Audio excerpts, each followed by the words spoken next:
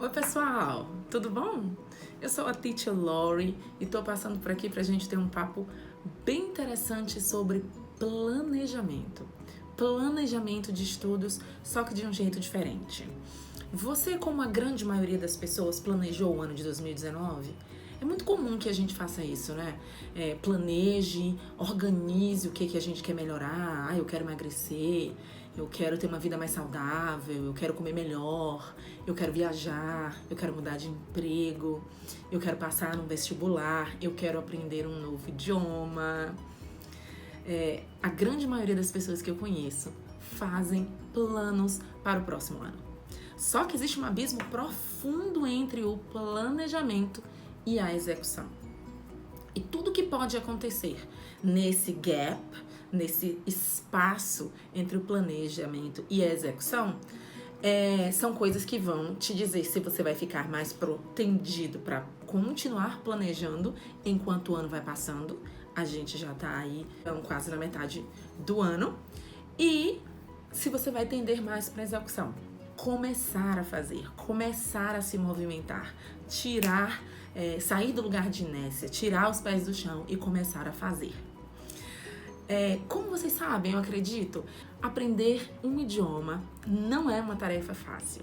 Requer muita disciplina, requer umas gotas de motivação, mas requer muito foco. Então, se você colocou na sua listinha aí de final de 2018 para o início de 2019 que você ia aprender um novo idioma, deixa eu te fazer uma pergunta. O que você tem feito nesses primeiros meses de 2019 para atingir o seu objetivo?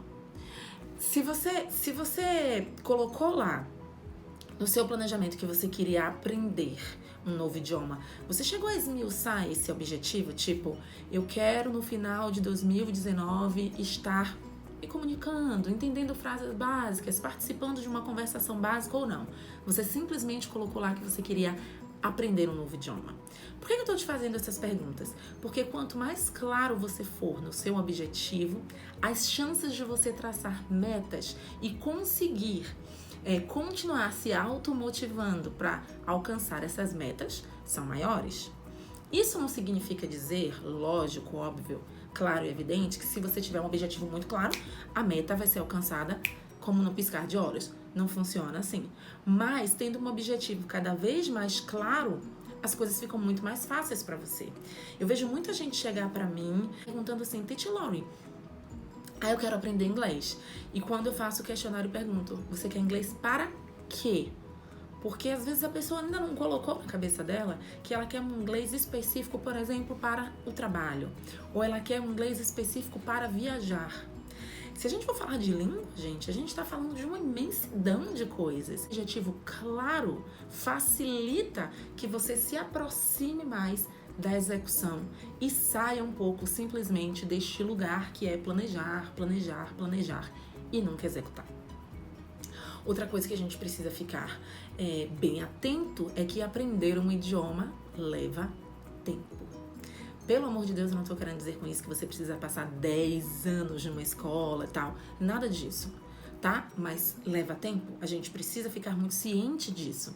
Se você for parar para perceber que uma criança uma comparação entre uma criança de 2 anos e 7 anos, a criança de 7 anos ela consegue se expressar melhor, falar melhor e se fazer entender e compreender o que estão dizendo a ela muito mais do que uma criança de 2 anos, isso significa dizer que quanto mais exposto durante um determinado tempo a um idioma, você vai conseguir se desenvolver mais nele. É óbvio, a gente sabe que uma criança de 7 anos tem muito mais vocabulário e tem muito mais imersão e contato com a língua portuguesa, no nosso caso falando do português, do que uma criança de 2 anos. Então é muito mais simples para ela dizer, olha, tá doendo aqui, minha barriga tá doendo, eu tô sentindo isso, do que uma criança de 2 anos, que às vezes a gente precisa ficar tentando adivinhar o que ela tem. Isso significa que ter tempo de qualidade com o idioma faz toda a diferença. E sim, ele precisa estar no seu planejamento. Mas acima de tudo, esse tempo precisa estar na sua execução. É por isso que é muito importante que quando você for fazer o seu plano de estudos, você seja muito objetivo, você seja muito honesto e muito verdadeiro. Não adianta você colocar no seu plano de estudos que você tem 3 horas para estudar. Se você só tem 20 minutos por dia, faça valer os 20 minutos que você tem. Faça de verdade, se movimente, escute de verdade quando você estiver fazendo um listening. Quando você estiver treinando seu speaking, se jogue, se permita errar. Outra coisa que é muito importante, as pessoas têm um medo terrível do erro. E acho que, o grande entrave do estudante adulto, porque ele fica com medo de ser julgado, das outras pessoas comentarem isso, comentarem aquilo, sendo que foi através do erro que nós aprendemos a nossa língua materna. A gente falou muito errado, até que um belo dia a gente foi ouvindo, adquirindo aquela língua e o processo de aquisição aconteceu.